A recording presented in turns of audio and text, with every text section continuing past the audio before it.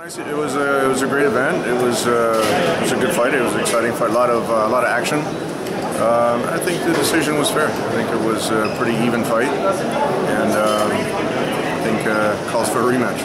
Do you think that will be what both fighters will do next? A rematch? It's hard to say. You know, we came because Gennady was invited by the TV station, but I mean they're nearby in the weight division, and he'd like to fight in Germany at some point again. And one of those guys, or Arthur Abraham, you know, any of those would be great opponents here in Germany. I mean, his priority is to continue his rise in the U.S., and we have to deal with HBO, but he would definitely like to come back here and fight. I mean, his family lives in Stuttgart, and he'd like to fight in Germany. The next fight is going to be February 21 in Monaco against Martin Murray, who was an opponent from Sturm. But overall, it was a nice evening, and at some point he'll have a fight here in Germany again. The last time we spoke, you said he was struggling for fights, and he would fight anywhere from 154 to 168. A lot of people talk about him being the best boxer around at the moment, and Andre Ward being up there as well. Is there any chance of that fight happening at some point? There's always a chance of that fight happening if everything comes together, but you know, Ward has legal issues with his promoter, then we'd have to talk about the weight. But I mean, there's a lot of opportunities now with Gennady. He's a mandatory for Miguel Cotto. That's a huge fight.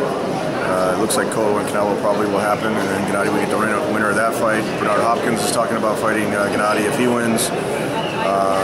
You know, so there's a lot of great opportunities out there. The winner of Korobov and Andy Lee would be for the WBO title. That would be unification, wouldn't it? Yeah, it's definitely. I mean, his goal is to unify all the middleweight titles. And if there's a big fight at 168 or at 154, then he would go up or down. To unify all the middleweight titles? Oh yeah, that's the goal. His goal. Yeah, he's the best middleweight in the world right now. I think he's head and shoulders above everybody else. So yeah, the only way to prove that is to get the other champions in the ring.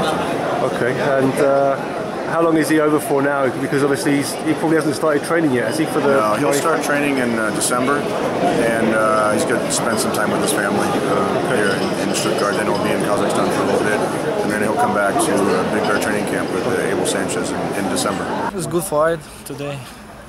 Very interesting, just for public, a bit present for public, for fans. You're very popular here. Everybody wanted to take a picture. Not here, just everywhere. Yeah, no, in United States, for Germany, no. It's not. Did you have any personal interest in the fight tonight with Sturm and Stieglitz? Because I know Felix Sturm is normally fighting at your current weight, which is middleweight, and okay, no, not for me, no, just a regular day, regular fight. Just I watch with my friends, just watch fight. While I've got you here, if you've got a couple of minutes more, I'd like to talk about Ola Afolabi, who's another one of your KT fighters, and he's got another world title shot. I think it's his fourth now, is it? This will be the fourth world title fight, yeah. Yeah, and it's in Germany against a familiar guy, Hernandez, Yoan Pablo Hernandez. Yeah, it'll be December 6th in Oldenburg, Germany, and that's a great fight. It's IBF World Championship title fight, and we expect Ola this time to win the title. What were his chances? I mean, how do you see the fight going? It's a very close fight. I think it's a 50-50 fight. I think the style of Hernandez fits Ola better. Hook was very physical, and all those were very close fights. We thought he won the second fight, but it was, you know, every fight was close. And I think this time you'll see Ola very motivated to win the title and bring it back. IBF named him the mandatory because he was the highest rated contender in the IBF, and so that's how we got the. It sounded like he was struggling to get an opponent in that. Yeah, nobody wanted to fight him. Nobody wanted to fight. Yeah. So it's good that Hernandez has got it. Yeah.